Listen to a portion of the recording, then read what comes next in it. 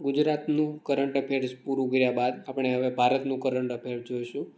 તો આપણને ખબર જ છે કે તાજેતરમાં પહેલગામ આતંકી હુમલો થયો છે. તો ભારતીય સેનાએ આતંકવાદ વિરુદ્ધ ઓપરેશન સિંદૂર શરૂ કર્યું છે.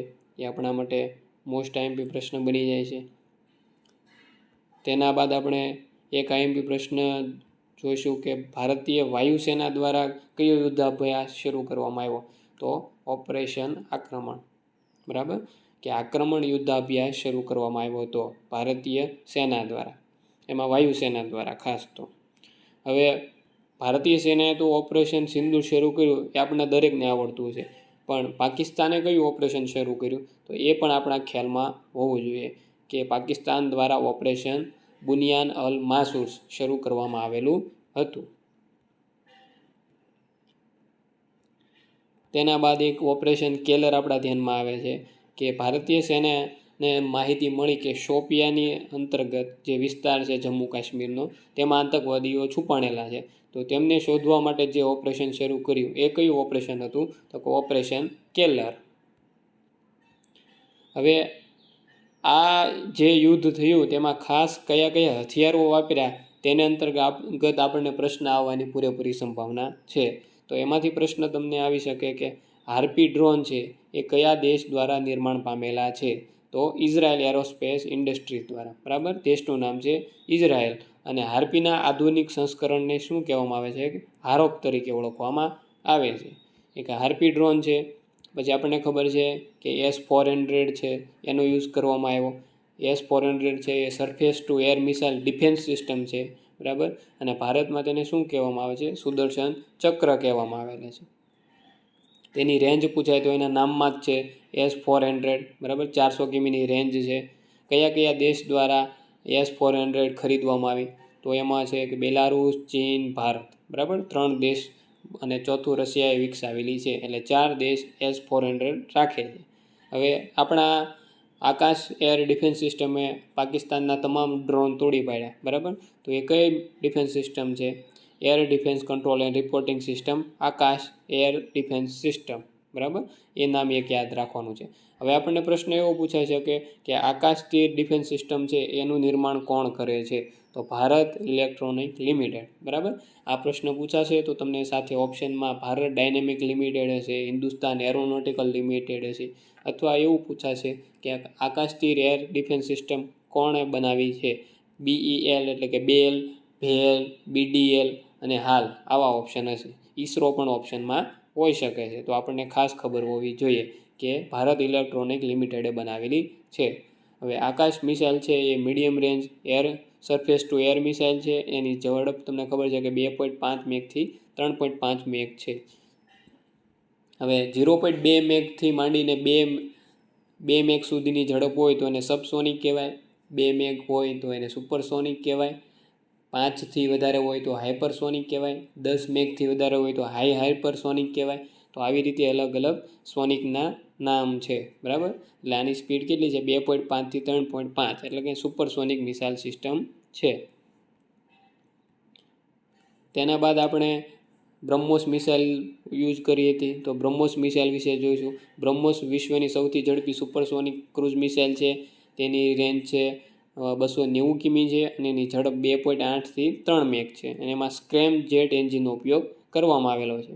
અને આપણને સૌને ખબર છે કે ભારત અને રશિયા દ્વારા બનાવવામાં આવેલી છે, જેમાં ભારતનો ભાગ છે 50.5% છે, જ્યારે રશિયાનો ભાગ 49.5% છે.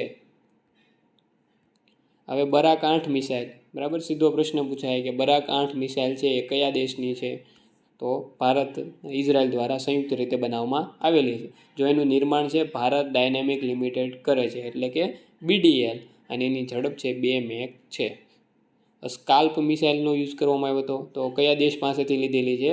ફ્રાન્સ પાસેથી. અને સ્કાલ્પ મિસાઇલ કોણ બનાવે છે? તો કે ફ્રાન્સ અને બ્રિટન બનાવે છે. તો આ એક વસ્તુ આપણે યાદ રાખવાની છે. પછી hammer precision guided bomb French મિસાઇલનો છે. બરાબર, પછી IGLAS છે એ રશિયા દ્વારા બનાવેલું છે. તો એટલી વસ્તુ આપણે યુદ્ધમાં યાદ રાખવાની છે. અને ઓપરેશનો બધા એકવાર જોઈ લેવાના. ઓપરેશન મેઘદૂત IMP છે, ઓપરેશન સફદ સાગર IMP છે, ઓપરેશન તલવાર કોણે શરૂ કર્યો હતો. તો આવી દરેક વસ્તુ આપણે યાદ રાખવાની છે. હવે ઓપરેશનો બધા આવ્યા છે તો આપણે એક વસ્તુ યાદ રાખવાની કે ઓપરેશન કાવેરી ક્યારે શરૂ કર્યું હતું, ઓપરેશન ગંગા ક્યારે શરૂ કર્યું હતું. તો કે યુક્રેન રશિયા યુદ્ધ થયું ત્યારે યુક્રેનમાંથી ભારતીયોને લાવવા માટે ઓપરેશન ગંગા શરૂ કરવામાં આવ્યું હતું. દક્ષિણ સુદાનમાંથી ભારતીયોને લાવવા માટે ઓપરેશન કાવેરી શરૂ કરવામાં આવ્યું હતું. તુર્કીમાં જ્યારે ભૂકંપ આવ્યો ત્યારે ત્યાં જે સામાન મોકલાવવાની મદદ માટે ઓપરેશન દોસ્તી શરૂ કરવામાં આવેલું હતું. ને હાલમાં તે મ્યાનમારમાં ભૂકંપ આવ્યો 7.7ની તીવ્રતાનો, તો ત્યાં કયું ઓપરેશન ઇન્ડિયા દ્વારા શરૂ કરવામાં આવ્યું હતું? ઓપરેશન બ્રહ્મા. એટલે આ બધા ઓપરેશન આપણને ખબર હોવા જોઈએ. તેના બાદ પ્રશ્ન એવો પૂછાય છે કે કયા રાજ્ય દ્વારા તાજેતરમાં એસસીનું પેટા વર્ગીકરણ કરવામાં આવ્યું? તો તેલંગાણા રાજ્ય દ્વારા. અને તેલંગાણા એવું પહેલું રાજ્ય બન્યું છે જેણે અનુસૂચિત જાતિનું પેટા વર્ગીકરણ કર્યું છે. એટલે એક વસ્તુ યાદ રાખવાની છે. કયા કેસમાં કહેવામાં આવ્યું? તો કે ઈસવીસન વર્ષ 2004માં ઈવી ચિનૈયા વિરુદ્ધ આંધ્રપ્રદેશ રાજ્યમાં સુપ્રીમ કોર્ટે ના પાડી કે પેટા વર્ગીકરણ ન કરી શકો, પરંતુ 2024ના પંજાબ રાજ્ય વિરુદ્ધ દેવેન્દ્રસિંહ કેસમાં કીધું કે પેટા વર્ગીકરણ કરી શકો. તો આવી રીતે કીધેલું છે. પછી આપણને એક પ્રશ્ન પૂછવામાં આવે કે રોહિંગ્યા મુસલમાનો કયા દેશના હતા? બરાબર, તો મ્યાનમારના છે. બરાબર, આ રોહિંગ્યા મુસ્લિમો છે એ મ્યાનમાર દેશના છે. તેના બાદ આપણને પ્રશ્ન એવો પૂછો કે જીનોમ ચોખાની સાઇટ જાતો કોણે વિકસાવેલી છે? તો એમાં ભારત આવશે. બરાબર, એમાં તમને એક પ્રશ્ન છે Indian council of agriculture research ICARનું પૂરું નામ ઘણીવાર પૂછાય છે કે ICARનું પૂરું નામ શું છે? તો Indian council of agriculture research. અને જીનોમ ચોખાની જાત કોણે વિકસાવી છે? તો ભારતે વિકસાવેલી છે. આવી વસ્તુ ખાલી નાની નાની ધ્યાનમાં રાખવાની છે આપણે. તાજેતરમાં ઈસરો દ્વારા POEM-4 મોડ્યુલનું પૃથ્વી પર સફળ પરીક્ષણ કરવામાં આવ્યું. બરાબર, અને રોકેટનું નામ ખાલી યાદ રાખવાનું છે કે PSLV-C60. અને ઈસરોના વર્તમાન અધ્યક્ષ યાદ રાખી લેવા છે ડૉક્ટર V. નારાયણ, 12મા અધ્યક્ષ છે. સ્કાયરૂટ દ્વારા વિક્રમ-1 રોકેટ માટે કલામ-100 એન્જિનનું સફળતાપૂર્વક પરીક્ષણ. હવે એવો આપણે પ્રશ્ન પૂછવામાં આવે કે વિક્રમ-1 રોકેટમાં કલામ-100 એન્જિનનું સફળ પરીક્ષણ કઈ સંસ્થાએ કર્યું? તો ઈસરો તમને ઓપ્શનમાં છે, DRDO છે, સ્કાયરૂટ છે. તો એમાં સ્કાયરૂટ આવશે. બરાબર, હવે ખૂબ જ IMP પ્રશ્ન એવો છે કે ભારતનું પ્રથમ full stack quantum computer Sindhu.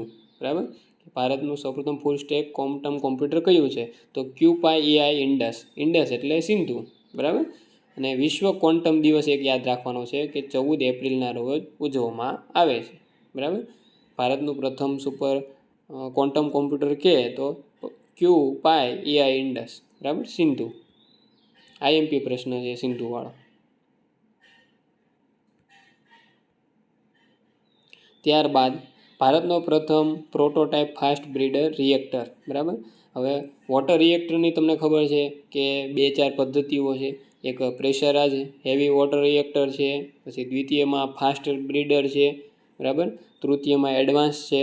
આમાં તમારે ખાલી એટલું યાદ રાખવાનું છે કે શીતક કોણ છે બધામાં? બરાબર, ઈંધણ તરીકે તો ખબર જ છે કે યુરેનિયમ હોય છે, પોલોનિયમ હોય છે, પણ શીતક તરીકે કયા કયા છે? મંદક કોણ છે, શીતક કોણ છે, એ બધા તમારે યાદ રાખવાના છે. તો હાલમાં તે ભારતનો પ્રથમ પ્રોટોટાઇપ ફાસ્ટ બ્રીડર રિએક્ટર, બરાબર, કલ્પક્કમ તમિલનાડુ વિકસાવવામાં આવી રહ્યું છે. આ પરમાણુ રિએક્ટરમાં પ્લુટોનિયમ, બરાબર, ખાસ IMP પ્રશ્ન કે કલ્પક્કમમાં જે PFBR સિસ્ટમ વિકસાવવામાં આવી રહી છે તેમાં પરમાણુ રિએક્ટરમાં કયા તત્વોનો ઉપયોગ થશે? Plutonium, uranium, થોરિયમ. તો એમાં પ્લુટોનિયમનો ઉપયોગ થશે. એટલે પ્લુટોનિયમ ખાસ IMP પ્રશ્ન છે.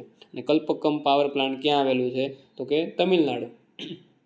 તેવી જ રીતે કુડનકુલમ ક્યાં આવેલો છે? કે તે તમિલનાડુ. રાવતભાટા છે રાજસ્થાન છે, તારાપુર છે એ ક્યાં આવેલો છે? તો તારાપુરનો મહારાષ્ટ્રમાં આવેલો છે. કૈગા કે તો કર્ણાટકમાં આવેલો છે. કાકરાપાર કે તો ગુજરાતમાં આવેલો છે. તો આવા બધા વોટર જેટલા આપણે પરમાણુ પ્લાન્ટ છે 7-8 એ કયા કયા રાજ્યમાં છે એનો ખ્યાલ હોવો જોઈએ. એના પ્રશ્નો પણ પૂછાઈ શકે છે. હવે ભારતનો પ્રથમ ઉપગ્રહ આર્યભટ્ટ. બરાબર, તો આપણને ખાલી એટલું પૂછાય કે ભારતનો પ્રથમ ઉપગ્રહ આર્યભટ્ટ ક્યારે લોન્ચ કરવામાં આવેલો હતો અને ક્યાંથી લોન્ચ કરવામાં આવેલો હતો? તો 19 એપ્રિલ 1975ના રોજ સોવિયત કોસ્મોસ 3M રોકેટથી લોન્ચ કરવામાં આવેલો હતો 1975માં. એ વસ્તુ યાદ રાખવાની છે. રશિયામાં બનેલ અદ્યતન યુદ્ધ જહાજ INS તમાલ ભારતીય નૌસેનામાં સામેલ. હવે આપણને ખબર છે કે તલવાર વર્ગ એક છે આપણા નૌસેનામાં, તો તલવાર વર્ગ અંતર્ગત લોન્ચ કરવામાં આવેલા છે. તો INS તમાલ ક્યાંથી લોન્ચ કરવામાં આવ્યું? તો રશિયાથી, ગોવા શિપયાર્ડથી, કોચિન શિપયાર્ડથી. આવા પ્રશ્ન આપણને પૂછાય કે, અથવા પ્રશ્ન એવું પૂછાય કે તાજેતરમાં તે રશિયાથી કયું લોન્ચ કરવામાં આવ્યું જહાજ, બરાબર, યુદ્ધ જહાજ? તો INS તમાલ છે, INS ત્રિપુર છે, INS તસ્કન છે, એવા બધા ઓપ્શન આપણી પાસે હોઈ શકે. તો INS તમાલ ઉપર આપણે ફોકસ રાખવાનું છે. INS તમાલ રશિયામાં બનેલું બીજું ફ્રિગેટ છે. એના પ્રથમ બન્યું હતું તુશીલ બન્યું હતું, બરાબર. બે વસ્તુ આપણે યાદ રાખવાની છે. ભારતમાં જે બે બનવાના છે એનું નામ INS ત્રિપુટ છે અને INS તવાસ્ય છે, બરાબર. INS ત્રિપુટ છે, INS તવાસ્ય જે ભારતમાં બન્યા છે, બરાબર. અને કોચિન શિપયાર્ડ બનાવવાનું છે. હવે તાજેતરમાં મેસર્સ L&T શિપયાર્ડ કટપલ્લી, બરાબર, યાદ રાખજો, કટપલ્લી તમિલનાડુ ખાતેથી એન્ટી સબમરીન વોરફેર શેલો, બરાબર, INS અનારલા લોન્ચ કરવામાં આવ્યું. તો સીધો તમને પ્રશ્ન પૂછવામાં, અનારલા શું છે? સબમરીન છે, ફ્રિગેટ છે, ડિસ્ટ્રોયર છે? તો શું છે? એન્ટી સબમરીન વોરફેર શેલો છે. INS અનારલા શું છે? એન્ટી સબમરીન વોરફેર શેલો છે. અને આ અનારલા વર્ગ છે એમાં અંજનદીપ, આમીન, એન્ડ્રોથ, અગ્રે, અક્ષય, આવા બધા છે. હવે સીધો પ્રશ્ન તમને પૂછાશે કે હંસા 3 શું છે? તો સ્વદેશી ટ્રેનર એરક્રાફ્ટ છે, બરાબર. કે સ્વદેશી ટ્રેનર એરક્રાફ્ટનું નામ શું છે? હંસા છે. બીજા ઘણા બધા ઓપ્શન હોઈ શકે. તો કે INS હંસા છે એ સ્વદેશી ટ્રેનર એરક્રાફ્ટ છે. ભારતનું સ્વદેશી ઉડતું ટ્રેનર વિમાન છે. તાજેતરમાં કેન્દ્ર સરકારે ફ્રાન્સ પાસેથી, બરાબર, રાફેલ કોણ બનાવે છે? ફ્રાન્સ બનાવે છે. અને મરીન ફાઇટર જે આપણી નેવી માટે, તો 26 રાફેલ M મરીન એરક્રાફ્ટ ક્યાંથી ખરીદવાના? દસોલ્ટ એવિએશન ફ્રાન્સ પાસેથી, બરાબર. પછી ઉત્તર પ્રદેશના લખનઉ ખાતે બ્રહ્મોસ સુપરસોનિક ક્રૂઝ મિસાઇલના ઉત્પાદન માટે યુનિટ સ્થાપવામાં આવ્યું, બરાબર. કે તાજેતરમાં બ્રહ્મોસ સુપરસોનિક ક્રૂઝ મિસાઇલનું યુનિટ ક્યાં સ્થાપવામાં આવ્યું? કાનપુર છે, લખનઉ છે, ગાઝિયાબાદ છે, મેરઠ. તો ક્યાં સ્થાપવામાં આવ્યું? લખનઉ ખાતે સ્થાપવામાં આવ્યું. એની ઉપર આપણે ફોકસ કરવાનું છે. બ્રહ્મોસ મિસાઇલ 1998માં ભારતને રશિયા વચ્ચે કરાર થયા. ભારતનો હિસ્સો 50.5% છે, રશિયાનો 49.5% છે. ભારતના DRDO અને રશિયાની NPOM સંયુક્ત રીતે વિકસાવવાની છે. રેન્જ 290થી 400 કિલોમીટર છે અને સ્પીડ કેટલી છે? 2.8 મેક. ફાયર એન્ડ ફોરવર્ડ, કે એકવાર એને આપણે લક્ષ્ય નિર્ધારિત કરીને ફાયર કરી દીધી પછી આપણે એનું લક્ષ્ય બદલી શકતા નથી. પછી જે લક્ષ્ય આપ્યું હોય ત્યાં જઈને જ પડે. એટલે ફાયર એન્ડ ફોરગેટના સિદ્ધાંત ઉપર આધાર રાખે છે. હવે યુદ્ધાભ્યાસ આપણે જોઈએ તો કે ભારત અને ઉઝબેકિસ્તાન વચ્ચે ડસ્ટ લીગની 6ઠ્ઠી આવૃત્તિનું આયોજન કરવામાં આવ્યું. સીધો પ્રશ્ન એવો પૂછાઈ શકે કે ડસ્ટ લીગ યુદ્ધાભ્યાસ કયા દેશ વચ્ચે થાય છે? ભારત અને ઉઝબેકિસ્તાન, ભારત અને કિર્ગિસ્તાન, ભારત અને કઝાકિસ્તાન, ભારત અને તુર્કમેનિસ્તાન. તો કોની વચ્ચે યોજાય છે? ભારત અને ઉઝબેકિસ્તાન વચ્ચે. તાજેતરમાં ક્યાં યોજાણો? તો કે ઓંધ, મહારાષ્ટ્ર ખાતે યોજાણો અને 6ઠ્ઠી આવૃત્તિ હતી. હવે ઉઝબેકિસ્તાન આવે તો આપણને એની રાજધાની પણ ખબર હોવી જોઈએ કે તાશ્કંદ છે. આપણે દરેકને યાદ છે કે લાલ બહાદુર શાસ્ત્રી જે તાશ્કંદ કરાર કરાવવા ગયા હતા તેમનું નિધન ત્યાં થયેલું હતું, તાશ્કંદ ખાતે, બરાબર. આપણા બીજા વડાપ્રધાન છે એ. ટાઈગર ટ્રાયમ્ફ, ભારત અને અમેરિકા વચ્ચે ટાઈગર ટ્રાયમ્ફ યુદ્ધાભ્યાસનું આયોજન. ટાઈગર ટ્રાયમ્ફ યુદ્ધાભ્યાસ કયા બે દેશ વચ્ચે યોજાય છે? તો કે ભારત અને અમેરિકા વચ્ચે. ઓપ્શનમાં તમને એમ હશે કે ભારત અને બીજા કયા દેશ વચ્ચે ટાઈગર ટ્રાયમ્ફ યુદ્ધાભ્યાસ યોજાય છે? એમાં અમેરિકા છે, ફ્રાન્સ છે, ઇટલી છે, UK છે. તો અમેરિકા વચ્ચે. અને કયા સ્થળે યોજાણો? તો કે વિશાખાપટ્ટનમ અને કાકીનાડા ખાતે યોજાણો. 2 તબક્કામાં તો બંદર તબક્કો છે એમાં વિશાખાપટ્ટનમ અને કાકીનાડા આંધ્રપ્રદેશમાં સમુદ્રી તબક્કો હતો. તાજેતરમાં તે પ્રધાનમંત્રી જીવન જ્યોતિ બીમા યોજના છે, પ્રધાનમંત્રી સુરક્ષા બીમા યોજના છે અને અટલ પેન્શન યોજના છે. આ દરેકને 10 વર્ષ પૂર્ણ થયા. પણ આપણને તારીખ સ્ટાર્ટ ક્યારે થયું પૂછવામાં આવે કે પ્રધાનમંત્રી જીવન જ્યોતિ બીમા ક્યારે શરૂ કરવામાં આવી? 2014, 2015, 2016, 2017. તો ઓપ્શનમાંથી આપણને સિલેક્ટ કરતા આવડવું જોઈએ કે 2015માં. અટલ પેન્શન યોજના ક્યારે શરૂ કરવામાં આવી? 9 મે 2015. એટલે દરેક આ યોજના 9 મે 2015ના રોજ શરૂ કરવામાં આવી છે.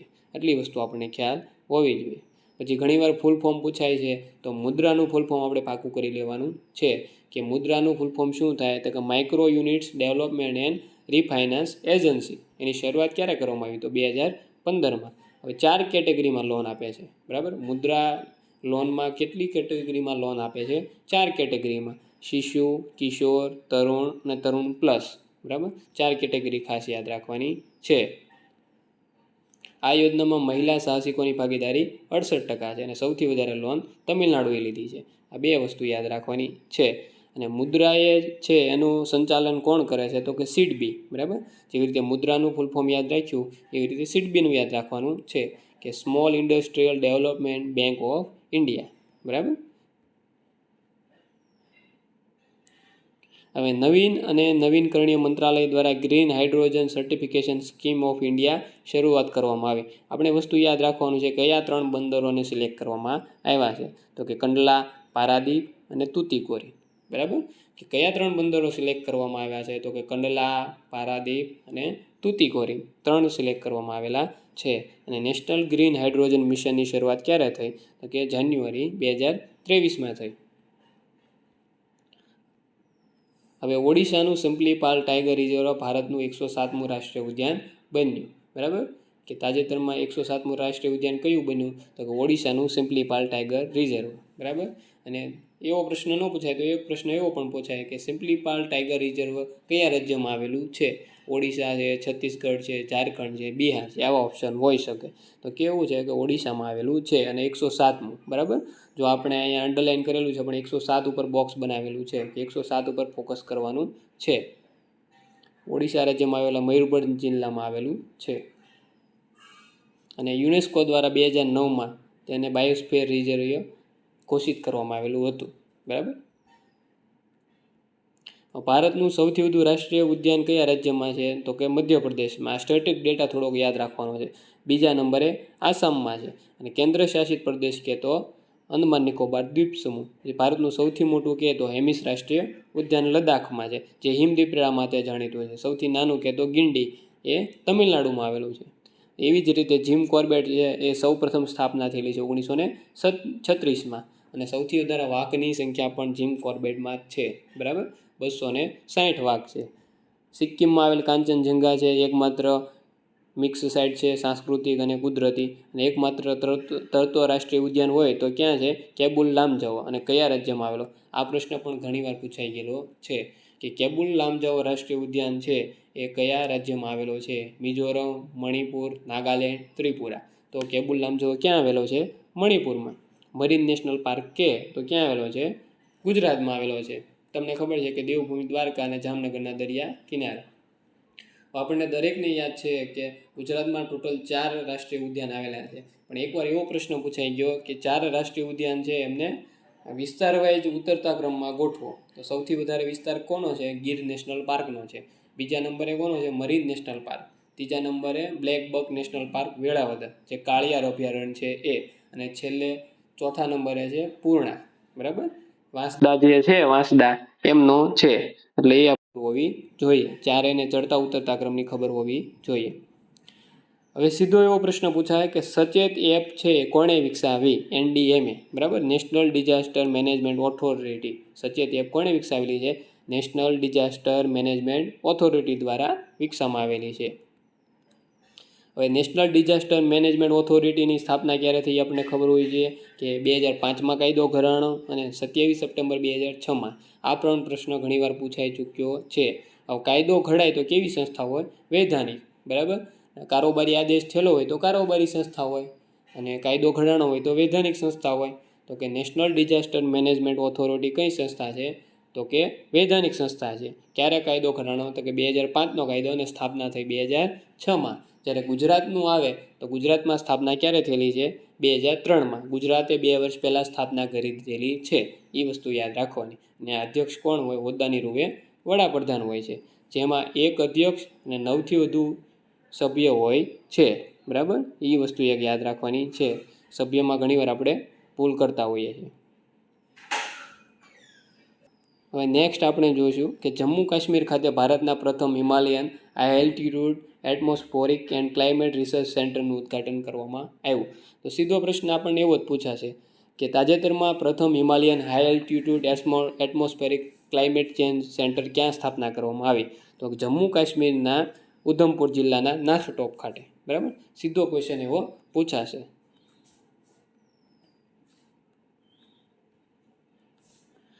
આગળનો પ્રશ્ન છે ભારતના પ્રથમ આંતરરાજ્ય ચિત્તા સંરક્ષણ કોરિડોર. બરાબર, તો પ્રથમ આંતરરાજ્ય ચિત્તા સંરક્ષણ કોરિડોર છે. ખાસ તો આપણને એની સ્થાપના રાજ્ય 2 નામ પૂછાશે કે ચિત્તા સંરક્ષણ કોરિડોર છે એની સ્થાપના કયા 2 રાજ્ય વચ્ચે થનાર છે? તો એમાં તમને મધ્યપ્રદેશ ગુજરાત હશે, મધ્યપ્રદેશ રાજસ્થાન હશે, મધ્યપ્રદેશ ઉત્તર પ્રદેશ છે અને મધ્યપ્રદેશ મહારાષ્ટ્ર છે. તો મધ્યપ્રદેશની સાથે રાજસ્થાન આવશે. ગુજરાતનું ચિત્તા સંવર્ધન કેન્દ્ર બન્ની ખાતે આપણે કચ્છમાં કરેલું છે, તો ભૂલથી આપણે ગુજરાતનું ટીક કરી દેવાનું નથી. મધ્યપ્રદેશ સાથે રાજસ્થાન રાજ્ય છે. આ વસ્તુ એક યાદ રાખવાની છે. અને કયા કયા અભયારણ્ય વચ્ચે છે? તો કે મધ્યપ્રદેશના કુનો રાષ્ટ્રીય અભયારણ્ય અને ગાંધીસાગર, જ્યારે રાજસ્થાનના મુકુંદરા હિલ્સ ટાઈગર રિઝર્વ ખાતે. બરાબર, એ બેને જોડવા આવનાર છે. હવે ટાટા ટ્રસ્ટ દ્વારા ઇન્ડિયા જસ્ટિસ રિપોર્ટ એક લોન્ચ કરવામાં આવેલો છે, જે ભારતના પોલીસ, ન્યાયતંત્ર, જેલ અને કાનૂની સહાય સંબંધિત છે. તો આમાં ખાલી આપણે ટોપરના ને એના નામ યાદ રાખી લેવાના છે કે કર્ણાટક છે એ સૌથી ટોપ ઉપર છે, નાના રાજ્યમાં સિક્કિમ છે, ગુજરાત ખાલી 11મા ક્રમે છે. ટોપનું નામ યાદ રાખવાનું છે. બરાબર,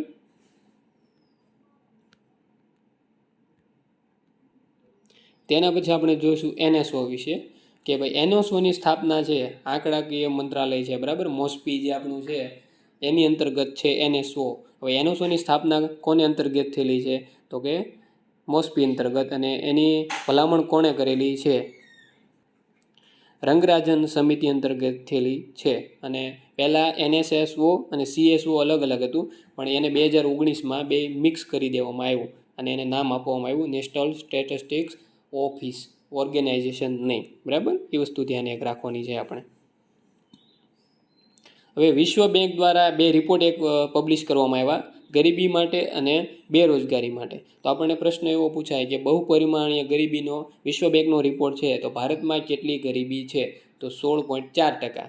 અને રોજગારીનું પૂછે, બેરોજગારીનું, તો 6.6%. પણ વિશ્વ બેંક અંતર્ગત. બરાબર, નીતિ આયોગ અંતર્ગત આવે તો અલગ છે. તાજેતરમાં ગુજરાતનું બજેટ કરવામાં આવ્યું, તો એમાં ભારતનો જે બજેટ છે એમાં 3.2% બેરોજગારી છે, જ્યારે ગુજરાતમાં 1.2% છે. આ આંકડા યાદ રાખવાના છે. કોણે લોન્ચ કર્યું એ? તો વિશ્વ બેંક દ્વારા જે રિપોર્ટ છે એના આંકડા છે.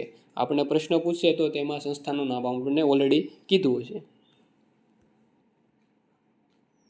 હવે RBI દ્વારા તાજેતરમાં જે મોનિટરી પોલિસી છે દ્વિમાસિક, તમને ખબર છે, એમાં 2-3 ચેન્જ કરેલા છે. રેપો રેટ છે 6% કરેલો, bank rate 6.25, reverse repo rate. આ બધા વસ્તુ આપણે થોડી યાદ રાખી લેવાના છે, સ્ટેટિક આંકડા.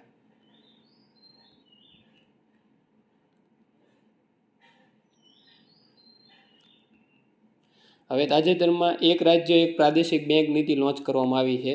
તો કઈ સમિતિની ભલામણની આધારે? તો કે ડૉક્ટર વ્યાસ સમિતિ. બરાબર, ડૉક્ટર વ્યાસ સમિતિની ભલામણના આધારે કરવામાં આવેલી છે. હવે પ્રાદેશિક ગ્રામીણ બેંક એટલે રિજનલ રૂરલ બેંક, એની સ્થાપના ક્યારે કરવામાં આવી? તો કે 1975ના કાયદા અંતર્ગત 1976માં, અને નરસિંહ સમિતિના અહેવાલના આધારે. બરાબર, આ વસ્તુ ઘણીવાર પ્રશ્ન પૂછાઈ ગયો છે કે RRBની સ્થાપના ક્યારે થઈ છે? 1975 છે, 1982 છે, 2002 છે, 2012. તો ક્યારે થઈ? 1975માં. અને નાબાર્ડનું પૂરું નામ પણ ઘણીવાર પૂછાય છે કે national bank four agriculture research and rural development. આમાં લખેલું નથી, પણ તેની સ્થાપના 1982માં કરેલી છે. બરાબર, નાબાર્ડની સ્થાપના ક્યારે કરવામાં આવેલી છે? 1982માં કરવામાં આવેલી છે. હવે મુંબઈ ખાતે વેવ્સ એક સંમેલન યોજાઈ ગયું, જેમાં પ્રધાનમંત્રીએ પણ હાજરી આપી છે. તો સીધો પ્રશ્ન એવું પૂછાય કે તાજેતરમાં તે વેવ્સ સંમેલન ક્યાં યોજાણું? મુંબઈ, ચેન્નઈ, દિલ્હી, નોઈડા છે. તો ક્યાં યોજાણું છે? મુંબઈ ખાતે. એની થીમ શું હતી? Connecting creators, connecting country. જો બધામાં C આવે છે, કનેક્ટિંગ ક્રિએટર, કનેક્ટિંગ કન્ટ્રી. એટલે એ વસ્તુ એક યાદ રાખવાની છે. અને આ સમિટનું આયોજન કોણે કર્યું હતું? માહિતી અને પ્રસારણ મંત્રાલય. હવે તેમાં 2-3 નિર્ણય લેવામાં આવેલા છે. તો એ નિર્ણય શું કહે છે? તો કે મુંબઈ ખાતે Indian institute of creative technology, બરાબર, કે વેવ સંમેલનમાં IICTની સ્થાપના ક્યાં કરવામાં આવનાર છે? મુંબઈ ખાતે, ચેન્નઈ ખાતે, તમિલનાડુ છે, બરાબર, અથવા ગોવા ખાતે. ઘણા બધા ઓપ્શન આપણી પાસે છે, તો કે મુંબઈ ખાતે. હવે યુનેસ્કોના મેમરી ઓફ રજિસ્ટરમાં ભગવદ્ ગીતા અને નાટ્યશાસ્ત્રનો સમાવેશ કરવામાં આવ્યો, બરાબર, કે તાજેતરમાં યુનેસ્કોના મેમરી ઓફ રજિસ્ટરમાં શેનો સમાવેશ કરવામાં આવ્યો? ઓપ્શનમાં તમને છે ભગવદ્ ગીતા, નાટ્યશાસ્ત્ર, મહાભારત, રામાયણ છે. તો તમારે સિલેક્ટ કરવાના છે કે માત્ર 1 અને 2, 2 અને 3, 1, 2, 3, 4 આવા તમને ઓપ્શન આપી શકે છે. તો તમને ખબર હોવી જોઈએ કે ભગવદ્ ગીતા અને નાટ્યશાસ્ત્ર. હવે નાટ્યશાસ્ત્ર આવે તો નાટ્યશાસ્ત્રની રચના કોણે કરી એ પણ આપણને ખ્યાલ હોવો જોઈએ. તો કે ભરત મુનિએ નાટ્યશાસ્ત્રની રચના કરી હતી, બરાબર. હવે ભગવદ્ ગીતા આવે તો એનું આપણે એટલું યાદ રાખવાનું છે કે એની રચના વેદવ્યાસ દ્વારા કરવામાં આવેલી હતી. એમાં કેટલા અધ્યાય છે એ ખબર હોવી જોઈએ. 18 અધ્યાય છે, 700 શ્લોક છે. મહાભારતના 6ઠ્ઠા પર્વ જે ભીષ્મ પર્વ છે એનો એક ભાગ છે. કેટલાય પાત્રો છે આપણને ખબર જ છે, કૃષ્ણ, અર્જુન અને ધૃતરાષ્ટ્ર અને સંજય, 4 પાત્રો છે. મહાભારતના ભીષ્મ પર્વમાંથી લેવામાં આવેલી છે. તો એ વસ્તુ આપણે એક યાદ રાખવાનું છે. સાથે સાથે આપણે એક વસ્તુ યાદ રાખવાની છે કે ગીતા જયંતિ ક્યારે આવે છે? તો માગશર સુદ 11ના દિવસે ગીતા જયંતિ આવે છે. એ વસ્તુ એક યાદ રાખશું. ઘણીવાર પૂછાઈ જાય છે કે ગીતા જયંતિ ક્યારે ઉજવવામાં આવે છે? તો કે માગશર સુદ 11ના દિવસે. હવે આ યુનેસ્કોના રજિસ્ટરમાં ઋગ્વેદનો પણ સમાવેશ થયેલો છે. ઘણીવાર આપણને પ્રશ્ન એવો પૂછાય કે યુનેસ્કોના મેમરી ઓફ વર્લ્ડ રજિસ્ટરમાં નીચેના પૈકી કોનો સમાવેશ થયેલો છે? એમાં ઓપ્શન તમને હોય કે નાટ્યશાસ્ત્ર છે, ભગવદ્ ગીતા છે, ઋગ્વેદ છે કે આપેલ તમામ. હવે ઋગ્વેદ તમારા ધ્યાનમાં ન હોય તો આપણે ભૂલ કરી બેસીએ કે ભાઈ ઋગ્વેદ ના હોય છે એટલે ઋગ્વેદ ટીક કરી દઈએ, પણ ઋગ્વેદનો પણ સમાવેશ થયેલો છે. એટલે આ વસ્તુ પણ આપણે ખ્યાલ રાખવાનો છે. પછી હમણાં GI ટેગ મળ્યા તો પશ્ચિમ બંગાળના અમુક છે, એમાં ખાસ જામફળવાળું એક યાદ રાખજો, બરાબર. બરઈપુરના જામફળ અનોખા સ્વાદને લીધે મળેલું છે. પછી મધુબની પેઇન્ટિંગ એક યાદ રાખવાનું છે કે મધુબની પેઇન્ટિંગ છે કયા રાજ્ય સાથે સંકળાયેલ છે? રાજસ્થાન છે, બિહાર છે, ઝારખંડ છે.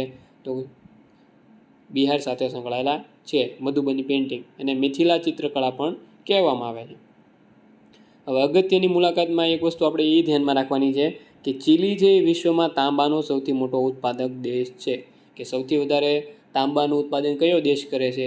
ચીલી, ચીન, બ્રાઝિલ કે આર્જેન્ટિના. હવે આવા ઓપ્શન આપણા ધ્યાનમાં કોઈ દી આવ્યા હોય નહીં, પણ ચીલી છે એ તાંબાનો સૌથી મોટો ઉત્પાદક દેશ છે, બરાબર. અને ભારત અને ચીલીએ એન્ટાર્કટિકામાં સંશોધન અંગે એક કેન્દ્ર સ્થાપવાની હસ્તાક્ષર કરેલા છે, બરાબર. કે તાજેતરમાં એન્ટાર્કટિકામાં સંશોધન ભાગીદાર દેશો કયા કયા છે? Bharat, chilli, Bharat Argentina, Bharat Mauritius, Bharat છે બ્રાઝિલ સાથે. તો કોણ આવે? ભારત અને ચીલી. તેના પછી દુબઈ ખાતે ઇન્ડિયન ઇન્સ્ટિટ્યૂટ ઓફ મેનેજમેન્ટ અમદાવાદનું કેમ્પસ સ્થાપવાનું છે, બરાબર. કે ઇન્ડિયન ઇન્સ્ટિટ્યૂટ ઓફ મેનેજમેન્ટનું કેમ્પસ તાજેતરમાં ક્યાં સ્થાપવા જનાર છે? તો દુબઈ ખાતે. અને Indian institute of foreign trade, બરાબર, IIFT એ પણ દુબઈમાં સ્થાપવા જનાર છે. હવે કોચિન શિપયાર્ડ લિમિટેડ અને દુબઈ સ્થિત ડ્રાયડોક્સ વર્લ્ડ દ્વારા કોચી કેરળ અને વાડીનાર ગુજરાત ખાતે જહાજ સમારકામ ક્લસ્ટર વિકસાવવાના છે, જેના પર MOU થયેલા છે. કે તાજેતરમાં જહાજ સમારકામ માટે ક્લસ્ટર કઈ જગ્યાએ વિકસાવવામાં આવનાર છે અથવા કયા દેશની સહાયથી છે? બરાબર, તો દુબઈની સહાયથી છે, અને કોચી કેરળ અને વાડીનાર ગુજરાત. આમાં કંડલા ગુજરાત કે અલંગ ગુજરાત આપેલું હોય તો ભૂલ કરવાની નથી, બરાબર. કોચી કેરળ અને વાડીનાર ગુજરાત. ભારત દ્વારા UAEને આકાશ એર ડિફેન્સ મિસાઇલ સિસ્ટમ આપવાનો કરાર થયેલો છે, બરાબર. કે તાજેતરમાં ભારત છે આકાશ એર ડિફેન્સ મિસાઇલ સિસ્ટમનો પ્રસ્તાવ કયા દેશ દ્વારા રજૂ કરવામાં આવ્યો? તો UAE દ્વારા, બરાબર. પછી ખાસ IMP પ્રશ્ન છે કે અંગોલાએ ઇન્ટરનેશનલ સોલાર એલાયન્સ ફ્રેમવર્ક પર હસ્તાક્ષર કરીને 123મું બન્યું સભ્ય, બરાબર. તો અંગોલા એક યાદ રાખવાનું છે અને 123મું. હવે આપણને ખબર જ છે કે ઇન્ટરનેશનલ સોલાર એલાયન્સ છે એ કયા દેશે સ્થાપ્યું? તો કે 2015માં ભારત અને ફ્રાન્સ, બરાબર, 2 દેશ દ્વારા એની સ્થાપના કરવામાં આવેલી છે. 2015માં સ્થાપના કરવામાં આવેલી છે. અને તાજેતરમાં કેટલામો દેશ અંગોલા છે, કેટલામો દેશ બન્યો તો કે 123મો. અને કયો દેશ જોડાણો એવો પ્રશ્ન હોય તો અંગોલા, કે તાજેતરમાં અંગોલા જોડાણ કરેલ છે. બરાબર. ત્યારબાદ તમિલનાડુના રામેશ્વરમ ખાતે નવા પંબન બ્રિજ, આપણે ખબર છે કે વર્ટિકલ લિફ્ટ સી બ્રિજ, દરિયામાં પુલ બનાવેલો છે. તો બોટોને પાસ થવા માટે શું થાય કે બ્રિજનો અમુક ભાગ છે એ લિફ્ટ થઈ જાય, એટલે કે ઊંચો થઈ જાય. તો કે પંબન બ્રિજ ક્યાં આવેલો છે તો કે તમિલનાડુ. એવી રીતે તાજેતરમાં જ જે અંજી ખાંડ બ્રિજ લોન્ચ થયેલો છે તો એ ક્યાં આવેલો છે? જમ્મુ કાશ્મીર.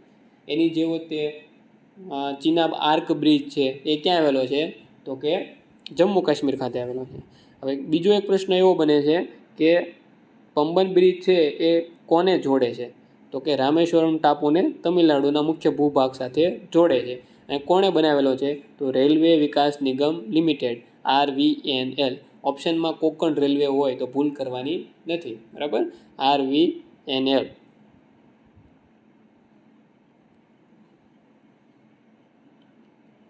ત્યારબાદ પ્રશ્ન એવો પૂછાશે કે હરિયાણાના હિસારમાં કયું એરપોર્ટ આવેલું છે તો મહારાજા અગ્રસેન. હરિયાણાના હિસાર ખાતે અગ્રસેન એરપોર્ટ. બરાબર. અથવા પ્રશ્ન એવો પૂછાય કે મહારાજા અગ્રસેન એરપોર્ટ ક્યાં આવેલું છે તો હરિયાણાના હિસાર ખાતે. યમુનાનગરના મુકબરપુરામાં galvanizing organic bio agro resource ધન, બરાબર, ગોબરધન બાયોગેસ પ્લાન્ટ, કે તાજેતરમાં ગોબરધન બાયોગેસ પ્લાન્ટનું ઉદ્ઘાટન ક્યાં કરેલું છે તો કે યમુનાનગરના મુકબરપુરામાં. આમાં ઓપ્શનમાં તમને યમુનાનગર સાથે ઇન્દોર પણ હોઈ શકે છે, તો ભૂલ કરવાની નથી. ક્યાં આવે છે? યમુનાનગર ખાતે. પછી તાજેતરમાં જ તમને ખબર છે કે ડીપ સી વોટર બંદર આપણે લોન્ચ કર્યું છે, તો ક્યાં? વિંજિનજમ ખાતે. તો વિંજિનજમ ક્યાં આવેલું છે એવો પ્રશ્ન પૂછાય તો કેરળ ખાતે આવેલું છે. બરાબર, કયા રાજ્યમાં આવેલું? કેરળ ખાતે. અને કોની ભાગીદારીથી બનેલું છે કે અદાણી પોર્ટ્સની ભાગીદારીથી બનેલું છે. બરાબર, પબ્લિક પ્રાઇવેટ પાર્ટનરશિપ મોડલ પર બનેલું છે. હવે આંધ્રપ્રદેશના નાગૈલંકા ખાતે મિસાઇલ ટેસ્ટ રેન્જનો શિલાન્યાસ કરવામાં આવેલો છે. હવે આંતરરાષ્ટ્રીય યોગ દિવસની ઉજવણી ક્યાં કરવાની છે? આંધ્રપ્રદેશ ખાતે. કે તાજેતરમાં 2025ના આંતરરાષ્ટ્રીય યોગ દિવસની ઉજવણી કયા રાજ્ય ખાતે કરવામાં આવેલી તો આંધ્રપ્રદેશમાં. અને સ્થળ કે તો વિશાખાપટ્ટનમ. બરાબર, કે વિશાખાપટ્ટનમ કરવામાં આવેલ છે. તાજેતરમાં તે ભારતીય પ્રાચીન હસ્તપ્રતોને સંરક્ષણ આપવા માટે જ્ઞાન ભારતમ મિશન શરૂ કરેલું છે. આ એક વસ્તુ યાદ રાખવાની છે. હવે પંચાયત એડવાન્સમેન્ટ ઇન્ડેક્સ કોના દ્વારા બહાર પાડવામાં આવે છે તો મોસ્પી. બરાબર, મોસ્પી દ્વારા બહાર પાડવામાં આવે. અને ગુજરાત ક્યાં છે? બરાબર, તો ફ્રન્ટ રનર શ્રેણીમાં છે. બરાબર, 346 પંચાયતો.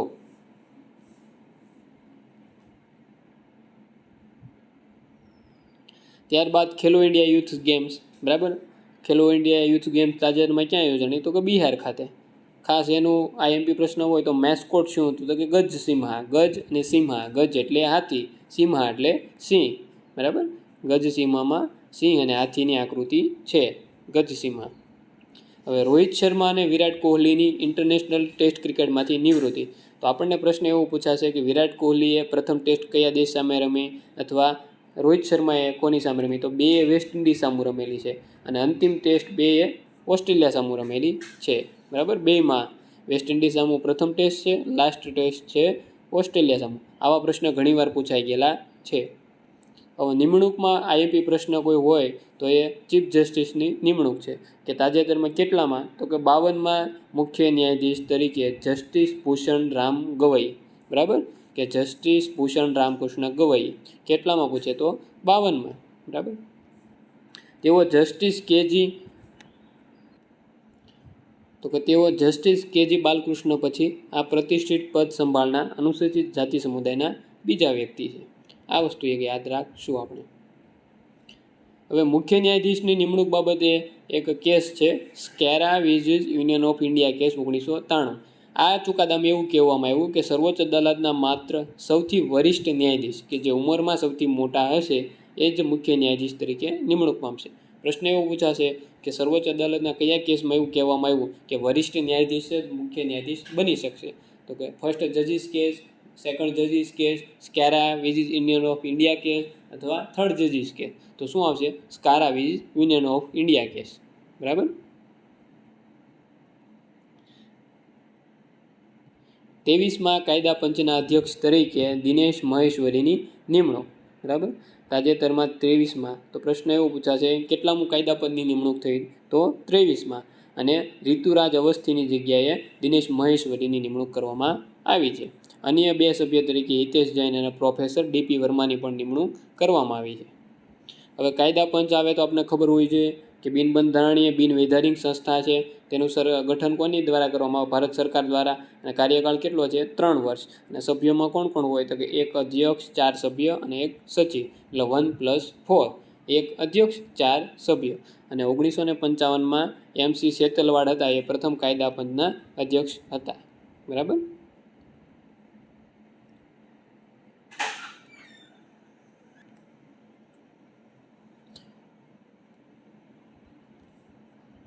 પોષણ પખવાડાની 2025ની 7મી આવૃત્તિ. બરાબર. પોષણ અભિયાન અંતર્ગત શરૂ કરવામાં આવેલી છે. આપણે પ્રશ્ન એવો પૂછાશે કે પોષણ માસ તરીકે કયા માસની ઉજવણી કરવામાં આવે છે? August, September, October, November. તો કયો માસ? પોષણ માસ. અને પોષણ અભિયાન ક્યારે શરૂ કરવામાં આવ્યું? તો 8 માર્ચ 2018.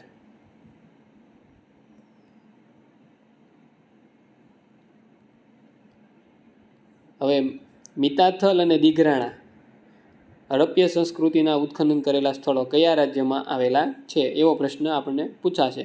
તો ક્યારે આવ્યા? કયા રાજ્યમાં છે? હરિયાણામાં.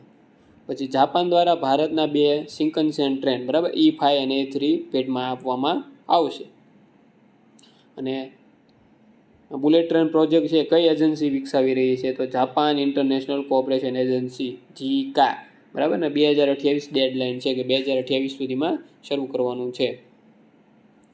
પછી કસ્તુરીરંગન છે એમણે રાષ્ટ્રીય શિક્ષણ નીતિ, બરાબર, નેશનલ એજ્યુકેશન પોલિસી 2020નો મુસદ્દો તૈયાર કર્યો હતો. અને કઈ સમિતિના અધ્યક્ષ હતા? પશ્ચિમ ઘાટ ઇકોલોજી રિપોર્ટના અધ્યક્ષ હતા. બરાબર. કે પશ્ચિમ ઘાટ ઇકોલોજી રિપોર્ટ કોણે તૈયાર કર્યો? તો ડૉક્ટર K. કસ્તુરીરંગન. અને રાષ્ટ્રીય શિક્ષણ નીતિ 2020નો મુસદ્દો કોણે તૈયાર કર્યો? તો ડૉક્ટર K. કસ્તુરીરંગન, જેનું તાજેતરમાં નિધન થયું. અને સામાન્ય રીતે જેમનો જન્મ થયો હોય, નિધન થયો હોય, જયંતિ આવતી હોય, પુણ્યતિથિ આવતી હોય, તો તેના ક્વેશ્ચન આવવાની સંભાવના ઘણી બધી રહેલી છે. અહલ્યાબાઈ હોલકરની 300મી જન્મ જયંતિ. બરાબર. તેમના લગ્ન કોની સાથે થયા? ખંડેરાવ સાથે થયેલા છે. એના આધારે આપણને પ્રશ્ન એવો પૂછાય કે અહલ્યાબાઈ હોલકર ઇન્ટરનેશનલ એરપોર્ટ ક્યાં આવેલું છે? તો ઇન્દોર ખાતે આવેલું છે. એવી જ રીતે પ્રશ્ન એવો પૂછાશે કે મરાઠામાં બાબતે પૂછાય છે તો કે હોલકરો ક્યાંના હતા? તો ઇન્દોરના. નાગપુરના કોણ હતા? તો કે ભોંસલે. સિંધિયા ક્યાંના હતા? ગ્વાલિયરના હતા. ગાયકવાડ ક્યાંના હતા? ગુજરાતના. અને પેશવા ક્યાંના હતા? તો પુણેના હતા. એટલે આવી રીતે પ્રશ્ન એક પૂછાય છે, જોડકા જોડવાનું. બરાબર. ભારત સરકાર દ્વારા દર વર્ષે આંતરરાષ્ટ્રીય મહિલા દિવસ 8 માર્ચના રોજ નારી શક્તિ પુરસ્કાર અંતર્ગત દેવી અહલ્યાબાઈ હોલકર એવોર્ડ આપવામાં આવે છે. બરાબર. ડૉક્ટર બાબા સાહેબ આંબેડકરની 135મી જન્મ જયંતિ કયો દિવસ તરીકે? સમરસતા દિવસ તરીકે ઉજવવામાં આવે છે. બરાબર. 14 એપ્રિલ. મહારાજા સયાજીરાવ ગાયકવાડ ત્રીજા, બરાબર, ઓપ્શનમાં બીજા હોય તો ખોટું, ત્રીજા દ્વારા તેમને વિદેશ ભણવા માટે શિષ્યવૃત્તિ આપી. અને વડોદરા રાજ્યના તે નાણાં સચિવ હતા. ભારતીય હવે એમને કોલંબિયા યુનિવર્સિટી દ્વારા PhDની ડિગ્રી આપી. પણ એનો વિષય શું છે? તો કે ભારતીય પ્રાચીન વ્યાપાર. બરાબર. પ્રાચીન ભારતીયનો વ્યાપાર ઉપર એમણે નિબંધ લખ્યો હતો, એની અંતર્ગત આપવામાં આવ્યું. કોલંબિયા યુનિવર્સિટી દ્વારા વર્ષ 2015માં સ્કોલર ઓફ ધી વર્લ્ડ, બરાબર, એ સન્માન એમને આપવામાં આવ્યું. અને આધુનિક ભારતના સ્થાપક પિતા તેમને ગણવામાં આવ્યા હતા. 1924માં પોતાની પ્રથમ સામાજિક સંસ્થા બહિષ્કૃત હિતકારણી સભા, બરાબર, બહિષ્કૃત હિતકારણી સભાની સ્થાપના કોણે કરી? તો કે બાબા સાહેબ આંબેડકર દ્વારા. અને ખાસ તેમની સાથે સંકળાયેલો કોઈ સત્યાગ્રહ હોય તો 1927નો દલિત સત્યાગ્રહ જે છે એ મહાડ સત્યાગ્રહ. બરાબર. દલિતોના ઉદ્ધાર માટે મહાડ સત્યાગ્રહ. તો કે મહાડ સત્યાગ્રહ બાબા સાહેબ આંબેડકરે ક્યારે કર્યો? તો 1927માં. તેમના પુસ્તકો છે શૂદ્રો કોણ હતા, thoughts on Pakistan, the Buddha and his Dhamma, કોટ India, thoughts of linguistic જેવા પુસ્તકો છે. The problem of Indian rupee and its origin, આ પુસ્તક ઉપરથી તે રિઝર્વ બેંકની સ્થાપના કરવામાં આવી છે. બરાબર. બહિષ્કૃત ભારત છે તેમનું મરાઠીમાં બહિષ્કૃત ભારત, બરાબર, બહિષ્કૃત ભારત મરાઠીમાં એનું પાક્ષિક હતું. બરાબર. મૂકનાયક છે. પછી ગોળમેજી પરિષદમાં, ત્રણેય ગોળમેજી પરિષદમાં ભાગ લીધો હતો. બરાબર, બાબા સાહેબ આંબેડકરે. અને 6 ઓગસ્ટ મેકડોનાલ્ડ દ્વારા કોમી ચુકાદાની ઘોષણા કરવામાં આવી હતી. પૂર્ણ કરાર તમને ખબર છે કે ગાંધીજી અને આંબેડકર વચ્ચે થયો હતો, એની તારીખ યાદ રાખવાની. અથવા સાલવારી પૂછાય કે પૂર્ણ કરાર ક્યારે થયો હતો, 1930, 31, 32, 33, તો 1932ના રોજ થયો હતો.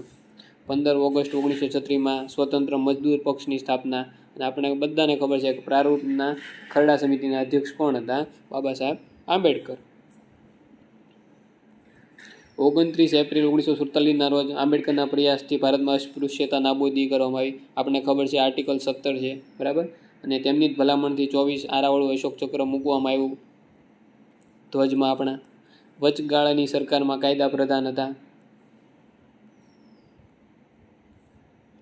પછી તેમની સાથે સ્થળો સંકળાયેલા છે. બરાબર. પંચતીર્થ જન્મભૂમિ મહુ છે, દીક્ષાભૂમિ નાગપુર છે, શિક્ષાભૂમિ લંડન છે, મહાપરિનિર્વાણ ભૂમિ દિલ્હી છે, જ્યારે ચૈત્યભૂમિ ક્યાં છે? જેમના અંતિમ સંસ્કાર કરવામાં આવ્યા તે સંકલ્પ ભૂમિ છે, બરોડા ખાતે આવેલી છે, જે પંચતીર્થમાં નથી. હવે ઓક્સફોર્ડ યુનિવર્સિટી દ્વારા કરાયેલા સર્વેમાં ધ મેકર્સ ઓફ યુનિવર્સની 100 લોકો યાદીમાં તેમને 4થું સ્થાન આપવામાં આવેલું હતું. બરાબર. તેમણે વર્ષ 1952માં સામાન્ય ચૂંટણીમાં શેડ્યુલ કાસ્ટ ફેડરેશનની સ્થાપના કરી હતી. અને 1990માં તેમને ભારત રત્ન આપવામાં આવેલો હતો. 1990માં સરદાર આપણે બાબા સાહેબ આંબેડકરને આપવામાં આવ્યો હતો. 1991માં સરદાર વલ્લભભાઈ પટેલને આપવામાં આવેલો હતો. મારું સામાજિક તત્વજ્ઞાન 3 જ શબ્દમાં ગૂંથાયેલું છે: સ્વતંત્રતા, સમાનતા અને બંધુતા. આવું કોણે કીધું હતું? બાબા સાહેબે. અને શિક્ષિત બનો, સંગઠિત બનો અને સંઘર્ષ કરો, આ સૂત્ર કોણે આપ્યું હતું? તો બાબા સાહેબ આંબેડકરે. આમાં સ્વામી વિવેકાનંદ ઓપ્શનમાં હોય તો ભૂલ કરવાની નથી. અને અવસાન ક્યારે થયું? 6 ડિસેમ્બર 1956. તેને શું કહેવાય? મહાપરિનિર્વાણ દિવસ. બરાબર. હવે ભારતનું પૂર્ણ કર્યા પછી આપણે વિશ્વ ઉપર જઈશું. તો વિશ્વ ઉપર સૌપ્રથમ કે યુએનડીપીનો હ્યુમન ડેવલપમેન્ટ ઇન્ડેક્સ છે. તો સૌપ્રથમ તો હ્યુમન ડેવલપમેન્ટ ઇન્ડેક્સ કોણ બહાર પાડે? તો યુનાઇટેડ નેશન ડેવલપમેન્ટ પ્રોગ્રામ. બરાબર. અને ભારતનો એમાં રેન્ક આપણે યાદ રાખવાનો છે ખાસ. બરાબર. કે ભારત 130મા ક્રમે છે. પ્રથમ ક્રમે આઇસલેન્ડ છે. બરાબર. અવારનવાર પ્રશ્ન પૂછાય છે. આઇસલેન્ડ, નોર્વે, સ્વિટ્ઝરલેન્ડ, ડેનમાર્ક જેવા ઓપ્શન હોય તો આઇસલેન્ડ પ્રથમ ક્રમે છે.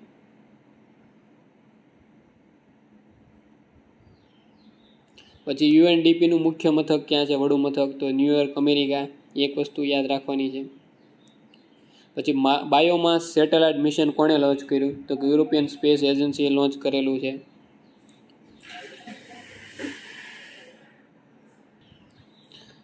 ગૂગલ દ્વારા 7મી પેઢીની એઆઈ વુડન ચિપ વિકસાવવામાં આવે. બરાબર. આયર્ન વુડ ચિપ કોના દ્વારા વિકસાવવામાં આવી? Google, Microsoft, Nvidia. તો શું આવે? ગૂગલ. બરાબર. એઆઈ કેપ્ટન છે, સૌથી વધારે સુપર કોમ્પ્યુટર છે એ કોનું છે? બરાબર. ફુગાકુ હોય તો જાપાનનું છે.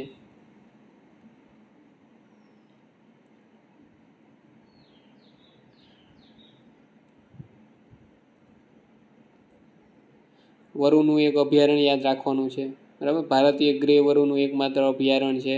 મહુવાદાર, ઝારખંડ લાતેર ખાતે આવેલું છે. અને તાજેતરમાં ગુજરાતમાં પણ વરુની વસ્તી ગણતરી થઈ. તો વરુની વસ્તી ગુજરાતમાં 222 છે. અને સૌથી વધારે ભાવનગર જિલ્લામાં છે, એમાં 80 છે. એ વસ્તુ પણ યાદ રાખવાનું છે. બહુરાષ્ટ્રીય હવાઈ કવાયત ડેઝર્ટ ફ્લેગનું આયોજન યુએઈ ખાતે. બરાબર. તાજેતરમાં બહુરાષ્ટ્રીય હવાઈ કવાયત ડેઝર્ટ ફ્લેગનું આયોજન કયા દેશમાં થયું? યુએઈ છે, અબુધાબી છે. તો યુએઈ ખાતે થયેલું છે. 22 એપ્રિલ 2025ના રોજ વિશ્વ પૃથ્વી દિવસ. બરાબર. કે 22 એપ્રિલ 2025નો દિવસ કયો દિવસ તરીકે ઉજવાય છે? વિશ્વ પૃથ્વી દિવસ. અને થીમ એક યાદ રાખવાની, આપણી શક્તિ આપણો ગ્રહ. અવર પાવર અવર પ્લાનેટ. સૌપ્રથમ આ દિવસ 1970માં ઉજવવામાં આવ્યો હતો.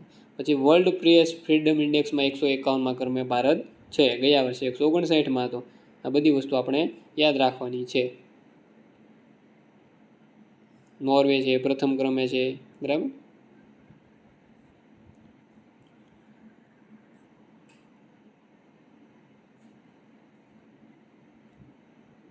સામાજિક સુરક્ષા અહેવાલ કોના દ્વારા બહાર પાડવામાં આવે છે? તો વર્લ્ડ બેંક દ્વારા. બરાબર.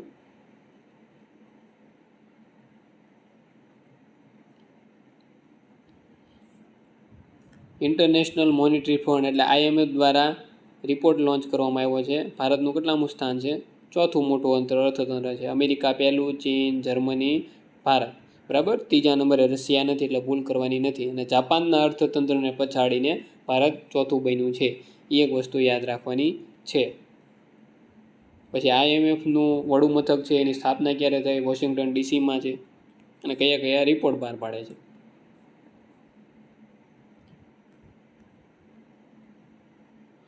વર્લ્ડ ટ્રેડ ઓર્ગેનાઇઝેશનનું વડું મથક જીનીવા છે, સ્વિટ્ઝરલેન્ડ ખાતે.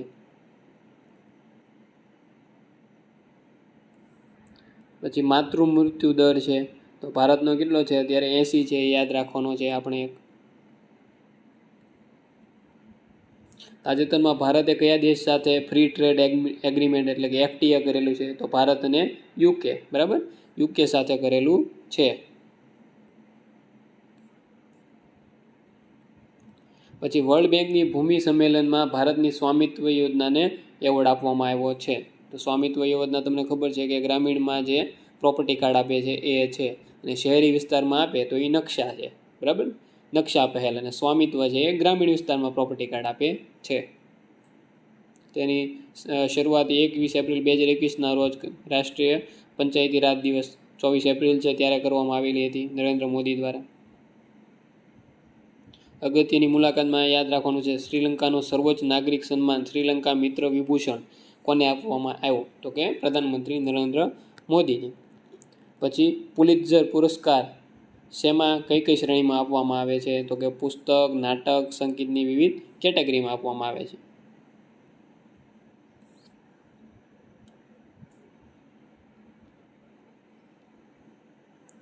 સુદર્શન પટનાયક પ્રતિષ્ઠિત ફ્રેડ ડેરિંગ્ટન સેન્ટ માસ્ટર એવોર્ડ એનાયત કરવામાં આવ્યો છે. તે પ્રથમ ભારતીય છે.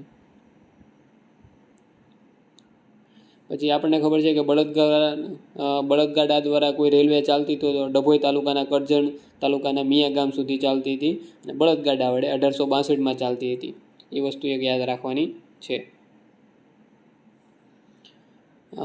ગુજરાત સરકાર દ્વારા સંત સુરદાસ યોજના અંતર્ગત દિવ્યાંગતાની પાત્રતા 80%થી ઘટાડી 60% કરવામાં આવી છે, અને દિવ્યાંગોને દર માસિક 1000 રૂપિયા આપવામાં આવે છે, એટલે વર્ષે 12,000 રૂપિયા આપવામાં આવે છે. પછી તાજેતરમાં સદાકાળ ગુજરાત કાર્યક્રમનું આયોજન ક્યાં થયું? તો કે મધ્યપ્રદેશના ભોપાલ ખાતે. પ્રશ્ન ઓપ્શનમાં તમને ઇન્દોર હશે, ગ્વાલિયર, આવા બધા ઓપ્શન હશે, તો મધ્યપ્રદેશના ભોપાલ ખાતે છે. ઝારખંડ સરકારે પ્રાચીન ભાષા અંતર્ગત સંસ્કૃતને પ્રોત્સાહન આપવા માટે આદર્શ સંસ્કૃત ગામ કાર્યક્રમ શરૂ કર્યો. તાજેતરમાં કયા રાજ્ય દ્વારા આદર્શ સંસ્કૃત ગામ કાર્યક્રમ શરૂ કરવામાં આવ્યો? તો ઉત્તરાખંડ દ્વારા. બરાબર. હિમાચલ પ્રદેશ, જમ્મુ કાશ્મીર એવા બધા ઓપ્શન હોઈ શકે છે તમને. કેરળ કાયમી લોક અદાલત માટે વર્ચ્યુઅલ સેવાની શરૂઆત કરી. બરાબર. તાજેતરમાં કયા રાજ્ય દ્વારા કાયમી લોક અદાલત શરૂ કરવામાં આવી? તો કેરળ દ્વારા. તાજેતરમાં કેન્દ્રીય આરોગ્ય પરિવાર કલ્યાણ મંત્રાલય દ્વારા હડકવા વિરોધી રસી અને સાપના ઝેર વિરોધી રસીના ઉપલબ્ધતાની દેખરેખ રાખવા માટે કઈ એપ પોર્ટલ શરૂ કરવામાં આવ્યું? જુવિન. બરાબર. જુવિન પોર્ટલ શરૂ કરવામાં આવ્યું. ખાદ્ય અને જાહેર વિતરણ વિભાગ દ્વારા ડેપો દર્પણ પોર્ટલ શરૂ કરવામાં આવ્યું. બરાબર. સ્ટોકના દેખરેખ માટે. પછી ભારતનું પ્રથમ સુપર કોમ્પ્યુટર કયું છે? તો પરમ 8000. બરાબર.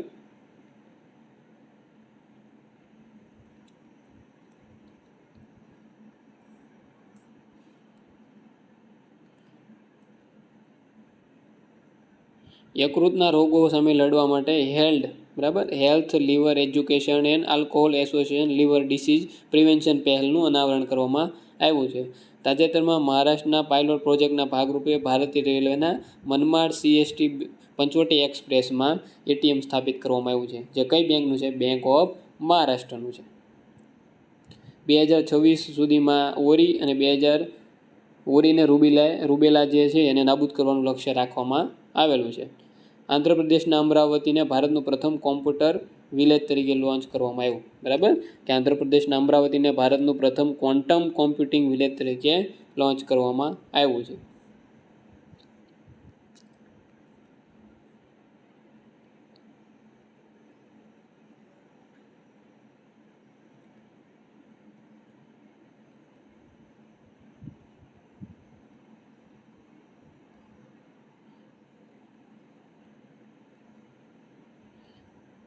CPCB દ્વારા નવી બ્લુ કેટેગરી લોન્ચ કરવામાં આવી છે, બરાબર. 4 કેટેગરી ઓલરેડી હતી, એક 5મી કેટેગરી લોન્ચ કરવામાં આવી છે.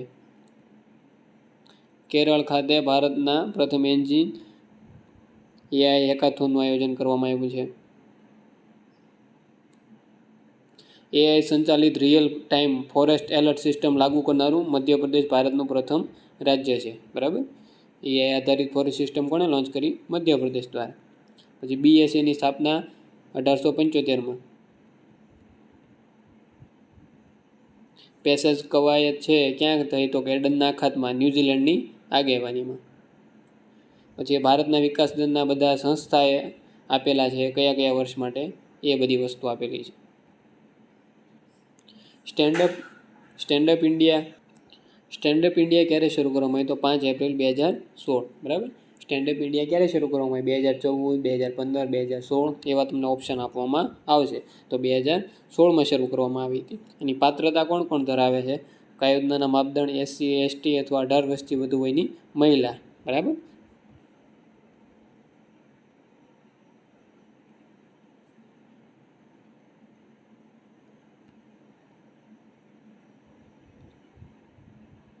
હાથી પગા નાબૂદીનો લક્ષ્ય કયો છે?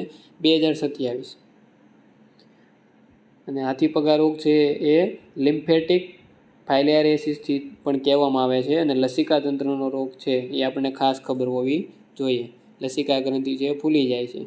જલિયાવાલા બાગનું હત્યાકાંડ છે, તારીખ આપણને આવડી જોઈએ, 13 એપ્રિલ 1919, બરાબર. વૈશાખીનો દિવસ હતો. પંજાબના લોકપ્રિય નેતા ડૉક્ટર સત્યપાલ અને સૈફુદ્દીન કિચલુની ધરપકડ થાય એની વિરુદ્ધમાં અમૃતસરના જલિયાવાલા, બરાબર. જલિયાવાલા બાગ ક્યાં આવેલો છે? અમૃતસરમાં. જનરલ ડાયરે ફાયરનો ઓર્ડર આપ્યો હતો. અને હન્ટર કમિશનની નિમણૂક થઈ હતી એની તપાસ માટે, એ આપણે ખ્યાલ હોવો જોઈએ. પછી પ્રશ્ન એવું પૂછાય, તેલંગાણા રાજ્યના હૈદરાબાદ શહેરની 400 એકર જમીનમાં કાચા ગચીબોવલી વન નાબૂદી યોજના અમલીકરણ માટે સ્ટે મૂકવામાં આવ્યો, બરાબર.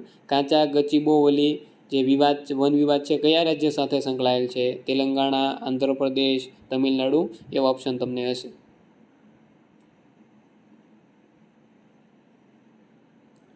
સિંગાપુરના ચાંગી એરપોર્ટને 113મી વખત વિશ્વનો શ્રેષ્ઠ એરપોર્ટનો એવોર્ડ આપવામાં આવ્યો, બરાબર. 50 લાખથી વધુ મુસાફરીમાં ઇન્દિરા ગાંધી એરપોર્ટને આપવામાં આવેલો છે. પછી પિંક મૂન ક્યારે થાય?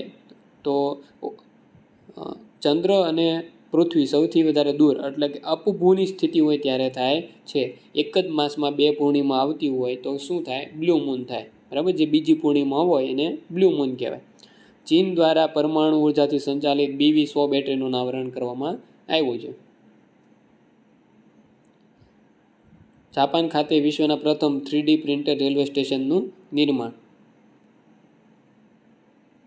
સિપ્રી દ્વારા જે અહેવાલ લોન્ચ કરવામાં આવે છે એમાં લશ્કરી ખર્ચના 3.2% સાથે ભારત 5મા સ્થાને છે. આયાતકાર દેશ સૌથી મોટો હોય તો યુક્રેન છે. હવે ટીક કરેલા બધા વનલાઇનર છે, જે એક પછી એક જોઈ લેવાના છે, અને જેની નીચે અંડરલાઇન કરી છે એ વનલાઇનર છે, IMP છે, અને અંડરલાઇન કરી એ બધા ઓપ્શનમાં હોઈ શકે છે, બરાબર. 34મું રાજ્ય, જેની ફરતે બોક્સ કરેલું છે એ બધા IMP છે. તો આવી રીતે આપણે એપ્રિલ મહિનાનું કરંટ સંપૂર્ણ કર્યું છે, બરાબર. ને એપ્રિલ મહિનાના કરંટ પછી આપણે આગળ હવે નેક્સ્ટ અલગ બીજા મંથનું કરંટ પણ કરીશું. અને એપ્રિલ મહિનાના અમુક ઇમ્પોર્ટન્ટ દિવસો છે જે પણ આપણે ટીક કરી દીધેલા છે. જેમાં ભારતીય રિઝર્વ બેંકનો 90મો સ્થાપના દિવસ છે, જે પહેલી. પછી રામનવમી છે, ચૈત્ર સુદ નોમના દિવસે આવે છે. વિશ્વ આરોગ્ય દિવસ છે, 7 તારીખે આવે છે. થીમ એની શું છે? પરમ મહાવીર જયંતિ છે, ચૈત્ર સુદ 13ના રોજ આવે છે.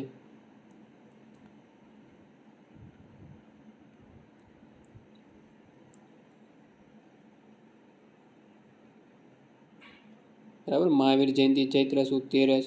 પછી વિશ્વ ક્વોન્ટમ દિવસ 14 તારીખે આવે છે. હિમોફોલિયા દિવસ છે, 17 તારીખે આવેલો છે. સનદી સેવા, બરાબર. સિવિલ સર્વિસ ડે ક્યારે ઉજવવામાં આવે? 21 તારીખે. પૃથ્વી દિવસ 22. આ બધા IMP છે. પંચાયતી રાજ દિવસ 24 એપ્રિલ. અને વિશ્વ મલેરિયા દિવસ ખાસ IMP 25. તો એટલા દિવસ IMP છે. અને છેલ્લે 30 એપ્રિલ આયુષ્યમાન ભારત દિવસ. તો એટલા દિવસ IMP છે. તો તો હવે નેક્સ્ટ આપણે બીજું કરણ જોઈશું.